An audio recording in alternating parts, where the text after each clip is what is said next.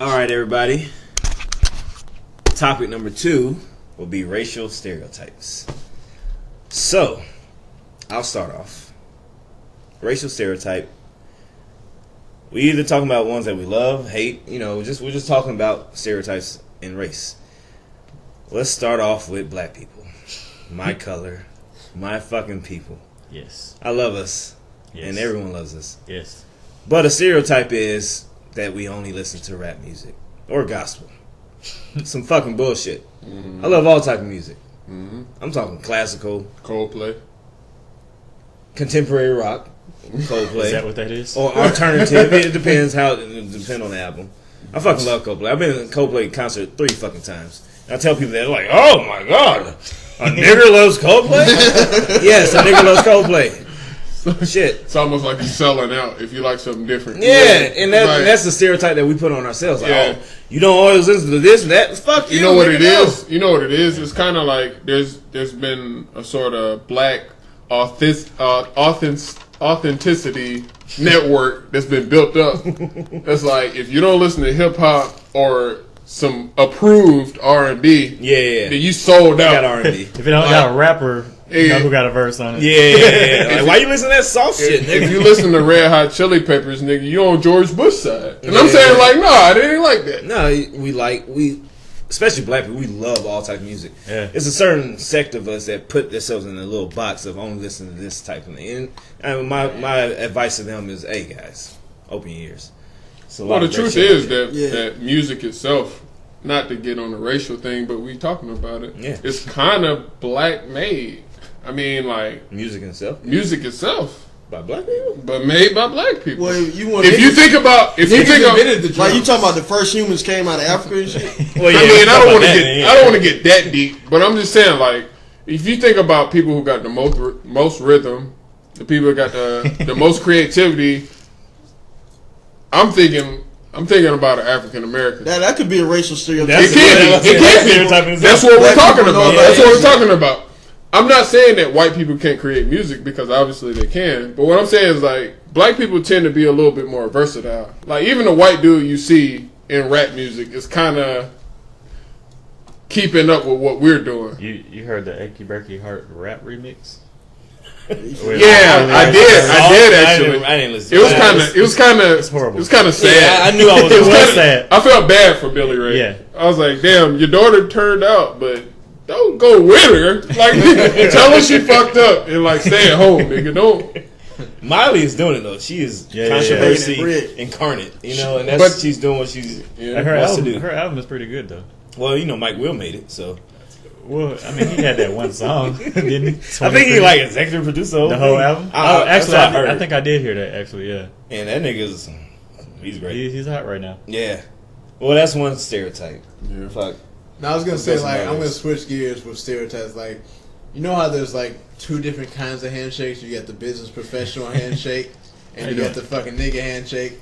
Yeah, right. So I made the mistake one time, like a week ago.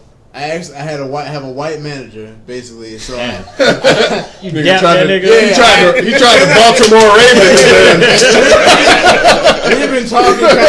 we've been talking, kind of getting a little bit of camaraderie. So I was like, and I came up with a thumb like this. Yeah. He fucking met me there. He was right there with me, and I was like, oh shit, I fucked up. Like halfway in between, I was like, God damn it. What do I do? So that, man, I'm just gonna pull out. I'm not gonna do the second half. And I pulled out. I just kind of slid my hand back, and he was like, I was like, oh shit. He knew what he knew what I was gonna do. Yeah, he knew what the plan was. Yeah. So he was right there. I was like, okay, this guy's 49 years old and white with a southern accent. So I was like, I didn't know he knew. I fucked up. I stereotyped him. I thought he was fucking not with it, but he knew the program. I fucked up. Yeah. That might have taken y'all's business relationship to the next level. Man. Had you completed that? I didn't complete the fucking shit. Might have got real. Hey, this nigga ain't watched no Tracy Morgan movies. Tracy Morgan with Bruce Willis. What was that movie? Bruce Willis. He was a cop. Both of them was cops. Oh yeah, I never saw that. Yeah. I saw the trailer though. Yeah. Black and white people can be friends. Oh yeah, they can. I have some very close. I mean, That's the number one racist statement. I have black friends. Yeah, or I got white friends. I was about to say. It's like, I was about to say the same shit. But yeah, it's like you got friends. I got some really close friends of a different race. Right. I'll say that. You do?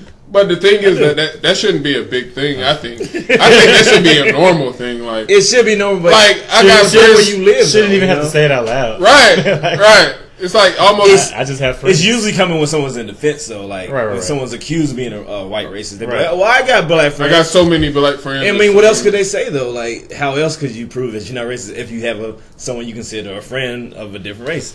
And so I understand they get a bad rap for that shit, though. You know, I love Chinese food. Shit, racist as hell. Y'all ever been with a Chinese woman? No. I had a Korean roommate in Jacksonville. Well, I should have said Asian. My bad. That was a Chinese. That was a stereotype right there. I was I had a rug in my last apartment, nigga. No, I had a Korean roommate. She was cool as hell, dog. She actually showed me some gangster shit. I used to make my ramen noodles just like it came out the pack. Put the fucking water in, you put the noodles in, you put the package in. She messed around and put some eggs in that bitch. And the nigga was just like, yeah. I was like, hey, this interracial shit can work. Yeah. What the fuck was going on in the 60s? You know, white people don't like fried chicken? Yeah, that's a good stereotype. What gets me is how Chinese people have figured out a way.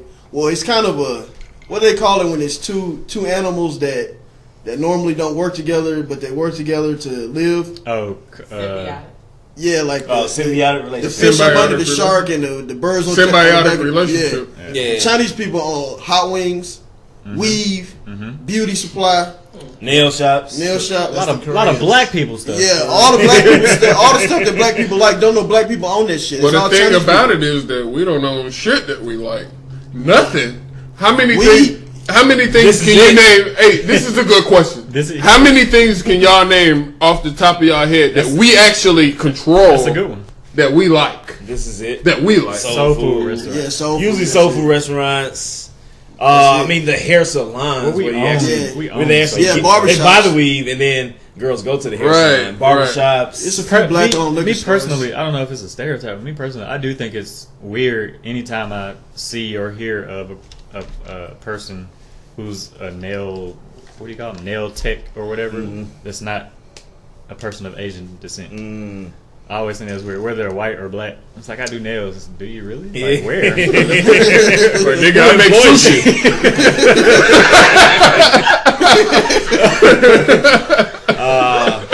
Yeah. Really? Do you have a business card? I actually know a black girl who does nails, and she does them really well. Oh, yeah? Her name is Ray. Her name is like Nails by Ray Baby. And she does them fucking pretty well. She used to be my roommate, actually. So she's independent with it?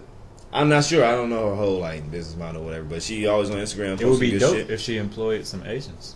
That would be hot. Like, bitch, you do my nail now. I seen an Asian And dude speak English. Right. You can only speak English in this Have motherfucker. a sign on the wall. Have you guys ever got a manicure or pedicure? Yes. I got a manicure for my sister's wedding like 10 years ago, or 10, 11 years old. I'm sorry, Daisha. Whenever it was, I'm drunk. Sorry, but that shit felt great. I was like, "Oh shit, I need to get this shit done for my foot." It's therapy, though. I haven't done it since, but I wanted to do it again. I was in Stonecrest Mall, and I went in there actually to buy some clothes, and I was like, "Man, all my shit is fucked up." Let me go, you know what I'm saying? Like, I ain't no businessman or rich man, but nigga, this shit costs $29. Let me go see what I can do, nigga. So I'm in there, and she doing my shit. I'm like, you know, I don't feel princely or royalty or nothing, but I'm like, alright. Yeah. So then this black chick that's like across the road, across the aisle from me, is looking at me and doing this gay shit like that. And I'm like, whoa. Do you know her? Nah, I ain't know her at all. She was like, I'm gay or some shit. Yeah. I'm like, hey, don't fucking George Bush and Bill Clinton and them niggas get their fucking nails done? Yeah. Why am I gay for fucking wanting my shit to look nice one day? Yeah. One day. It might have been the smile on the face. You might have been happy. I gotta charge my bitch up. Might have been. But that's some shit that happened to me, and I was like, hey. Maybe I don't need. That's Maybe I can clean my own nails. That's not even a racial stereotype, but that's a stereotype. A man who gets his nails, or a man who takes care of his appearance. Right. You know what? Nowadays they got. I know there's one in Birmingham. They have like the complete experience thing for like haircuts and manicures and pedicures and stuff for men. Like it's all women who work in there. Like they serve you alcoholic beverages and they kind of like cater to you and stuff. It's probably a little more expensive than you would find in a normal, nail shop, but that's like a small little niche they market suck your right dick now. too? No. Get a happy ending. I don't know about that one. Nigga, you might be gay. Where's my $40? I would go there like if it's like $50 or something. You saying it's like It's that probably, price? Probably, I mean, I would do that shit. There's a connoisseur of that shit right now. Well, I have been to an Asian massage parlor. I ain't gonna lie, that shit is real. J guys. Juice. J Juice. That's a Korean. Oh no, it was. I ain't go spot. there. I went somewhere on Beautiful Highway. Okay. That shit is real. If y'all had any doubt, question, Yeah, it is real. they will jack you off for extra. You pay extra, you get extra. We'll talk about that in another show. Shit was hilarious. You talking about He whoring? said it was hilarious. Yeah, I paid for a sexual act. Jesus Christ. But hey. It was for research, motherfuckers. Any other Into stereotypes? your personal research. That shit is real. Can I come tonight for $20? Yes, I can. Derry got there. He was like that old throwback M&M's commercial. It's like they do exist. We could continue this shit on with racial profiling. We could. You want to get into That's that? part of stereotypes. Cause Yeah, that really is All right, what a stereotype is. All right, guys, raise your hand if you've ever been refused service of any kind, entering a place or whatever, because of a racial matter. 1,000 times, raise my hand. Yeah. It's happened multiple times. Yeah, In Statesboro and in Atlanta, where Likewise. Atlanta is fucking the new chocolate city. Fuck DC. This is where black people live. Chocolate City. Yeah, Atlanta, and it's sometimes it's for, I understand the owner's reasoning or the bouncer's reasoning. It's all but based on bullshit though. Safety. I understand what they're trying to do, but it's still based on bullshit. Like you can't wear your clothes baggy. I think it touches home when it happens to you because it's like they're judging your character and they don't know you. Exactly. You know Like if anyone knows me and any of my friends, we ain't never fucking robbed nobody. We ain't never shot nobody. Wait. Well, I've robbed businesses A couple times in college. but no people. never armed robbery. I haven't robbed everybody. Just a couple. But yeah, like what you're saying is like they judging my character off Right. of my clothing, Right. and that's I'm just gonna say totally some real foul absolutely shit. wrong. I ain't gonna say it. You should say it. Fuck it, say it. Nah, go ahead. All right, but yeah, like I've been racially profiled before, and this sucks. And it's like at the moment you're like, damn, that's fucked up, and fuck you. But when you like move on for it, it's like, damn, that guy was a fucking idiot, or they're just ignorant, and you really realize how some people are stupid and ignorant, believing what they believe based on racial stereotypes, and it sucks, Yeah, I remember one time when we were down at Georgia Southern, one weekend, I came home back to Atlanta with Garland. This was the time you had your Cougar. Oh yeah, that fucking cop. Yeah, so we was going back to Statesboro. We were probably on 16 somewhere, I-16, and we got pulled over for no reason. Like Garland, he was like purposefully like doing the speed limit. In my head, I'm thinking like, damn, this nigga's driving extra slow right now. But he was doing like below the speed limit, what the posted speed limit is. We got pulled over. We weren't doing anything at all. We didn't change lanes without signaling. Didn't have no tail light broken, none of that. We got pulled over. He actually makes Garland like get all the way out the car. I've never had a cop make me get out of a car. He made Garland get out the car and was like asking him questions or whatever. So Garland comes back. I'm like, what was all that about? He was like, man, just seeing Some normal shit. Two black dudes, riding in a nice car and That's a good like, topic. That's a good topic too. He said, "What'd you say?" He said he was like there's been a lot of drug trafficking through their county, and they just doing random stops and shit. I was like, do I look like I got fucking drugs? Yeah, he's like he asked you, Fuck. "Can you search the car?" Yeah, I was He like, yeah, go ahead.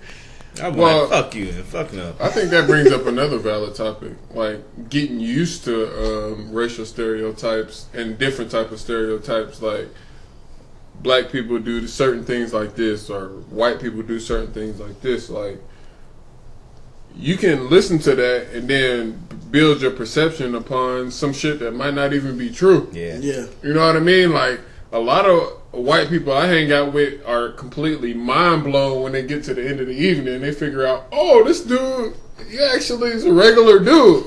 Yeah. But that's the thing about life. Like, all people are regular people. You don't get to control, like, where you grew up, what your culture is, like, what you really like, like, what, you know, what your parents like and shit like that. Like, but when you get out, especially like college, I was in the military, when you get to meet different kind of people, you start to see in a more broader term, like, people aren't just their culture or shit that they grew up around. Like, you don't get to experience shit you would normally experience if you had different type of people around.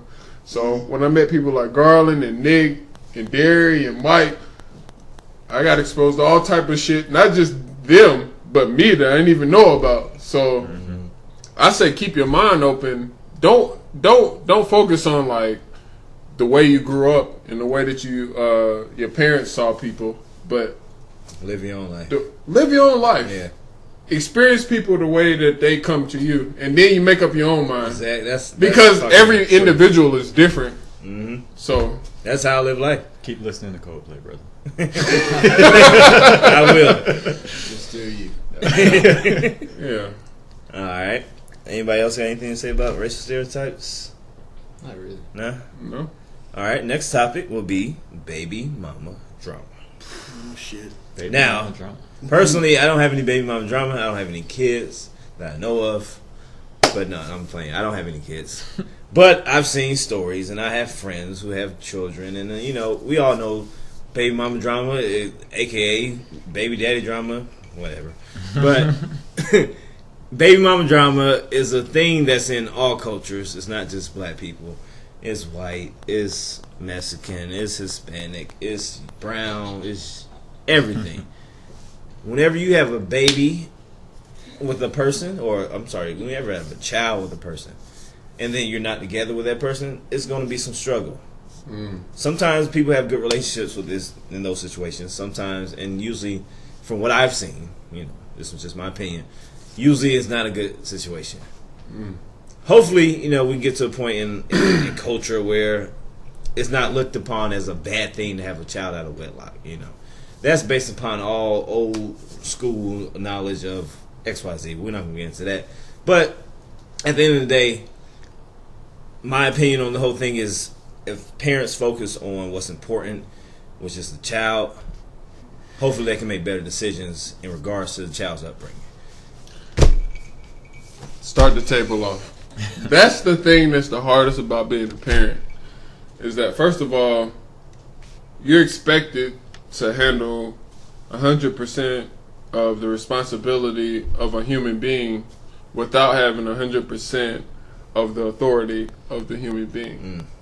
And what I mean by that is that you're somebody's father, you're somebody's mother, you're somebody's guardian, you're supposed to take care of them. But the fact of the matter is, you don't have 100% say over what happens to that human being. Yeah. I'll use myself as an example. My son's mother lives in Germany. I want to be a part of his life. Obviously. Yeah. There's nothing that would stop me from that. But in her mind, it's not about like what I think it should be about. And that's the thing about a relationship. When you get in a relationship with a woman, especially somebody overseas, the thing about it is, you want to do something, you feel something that's right, but you can't execute it. And that's the thing that hurts the most. I'm not trying to be soft or none of that shit, but like, that shit hurts, man, when you like, you really want to do something for somebody, especially your own child, but you can't because somebody want to one up you. Somebody want to show you that you were wrong in something that has nothing. And that's the thing about it. Marriage has become something that's like a third party institution that somebody that should be you and them. You come to agreement with somebody you're my wife, I'm your husband. Let's do this, that, and the other. But when she don't feel like she want to do that no more, she can say fuck you and like she can do her own shit.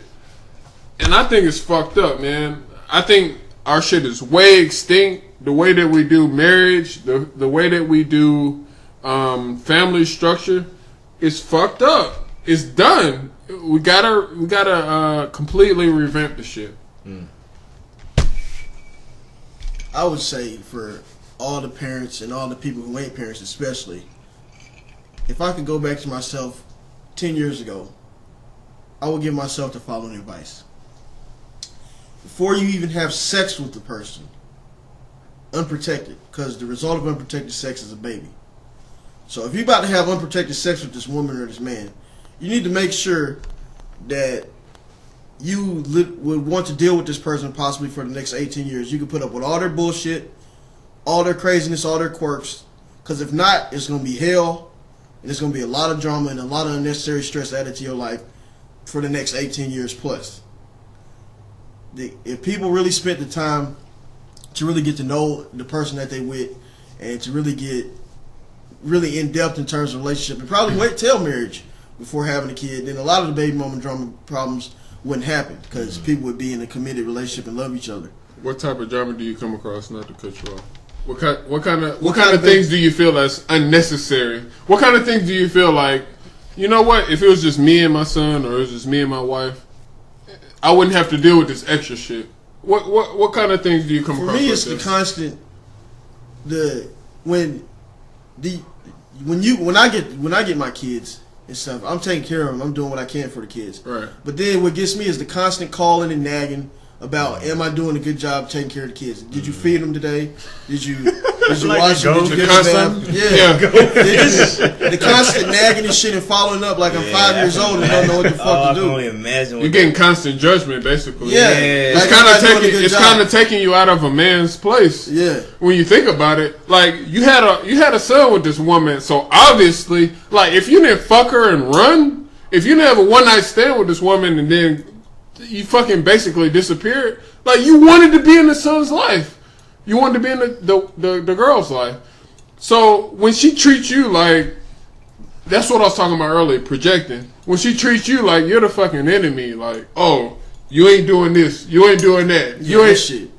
Like it kind of fucking make you a little bit crazy, man, because you want to do something and you can't do it, and the person that's making you not able to do it is blaming it on you. Yeah. It's kind of like That's the fucking biggest drama between baby mamas and their fathers.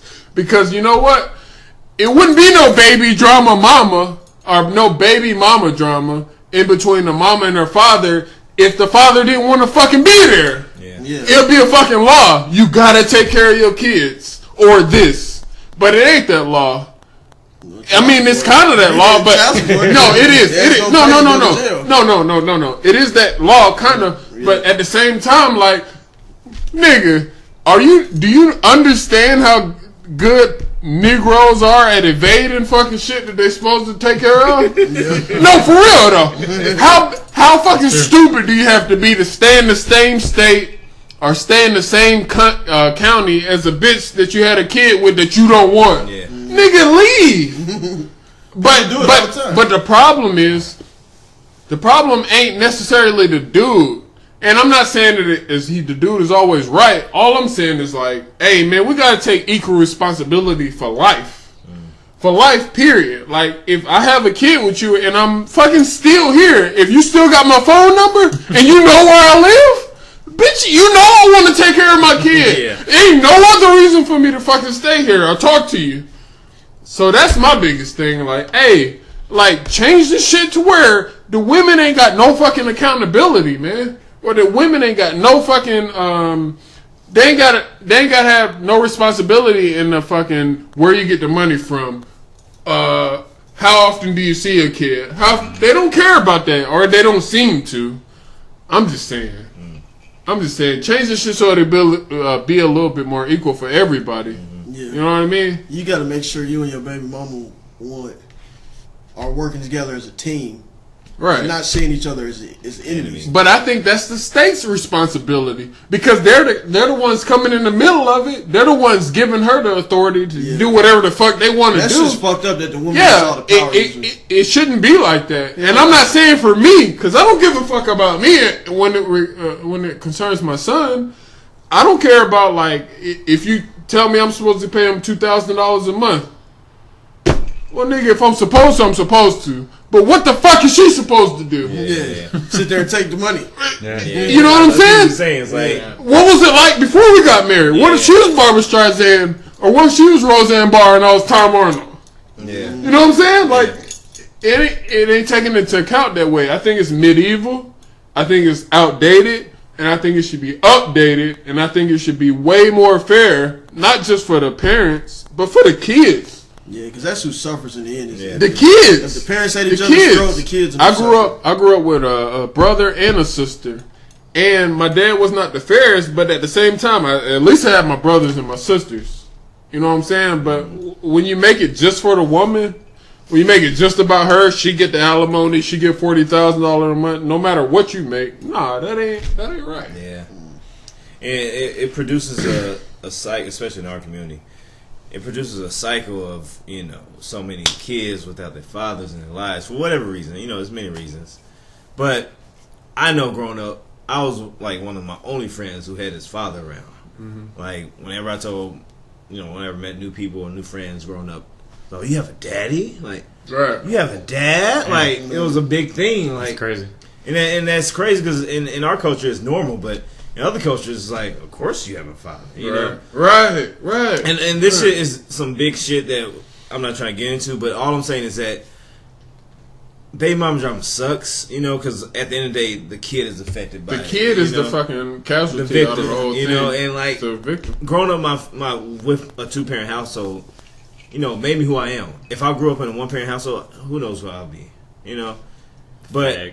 fucking queening it out here. Fucking all that shit. Lucy Who knows? Lovelace. Who knows? I'm so thankful for my upbringing. I went through a lot, but at the end of the day, it was all love. Like, that's the thing that actually hurts. Love. Not to cut you off. No. I'm thinking about when you hear somebody like had a actual nuclear family. Like I grew up with my mom, I grew up with my dad. He was in the household. My sister, my brother, they was there for me. They don't even fucking understand the concept of a broken household. Yeah, they don't even know. Like, I cannot. They don't even know. I couldn't imagine my dad not being there. Because the fact of the matter is, be able to talk to him about something that I went through. Exactly. Or my 3 sisters. The fact of the matter is, when you grow up with a family that's broken, you don't learn the things that you should learn. Yeah. You go out there and you talk to people in a certain way. Let's just say you going for a job interview. If you had a mom and a dad, they would say, "Hey, son, it ain't nothing punishment. It ain't no whatever." To say, son, when you go to job interview, you're supposed to do this, that. My dad wear your suit, make your tie double Windsor, do this back, and then you know. Clothes. Iron your clothes. Prepared. But look them in the eye. But when you're in a broken, my dad told me all that shit. Exactly. But when you're in a broken household, that shit sucks. You don't even learn the shit you're supposed to know for a regular thing like getting a job. So then you go to a job and you don't have a double Windsor. Matter of fact, you don't even have a fucking tie. Yeah, you got a polo shirt on and some goddamn khaki jeans. Yeah. And then you hoping your best. And then when they don't give you the job, you fucking mad at them. Yeah. That's the thing about it, man. Like, as black people, and I'm not even a racial fucking stereotyper, we offer that shit. But as people, like, we gotta know where our weaknesses is. Mm-hmm. Come together, see that shit. We don't have the shit that other people have. Let's get that. Yeah. Let's get that first.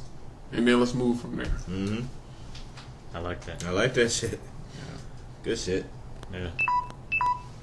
All right. Charge your phone, nigga. We're gonna pause there.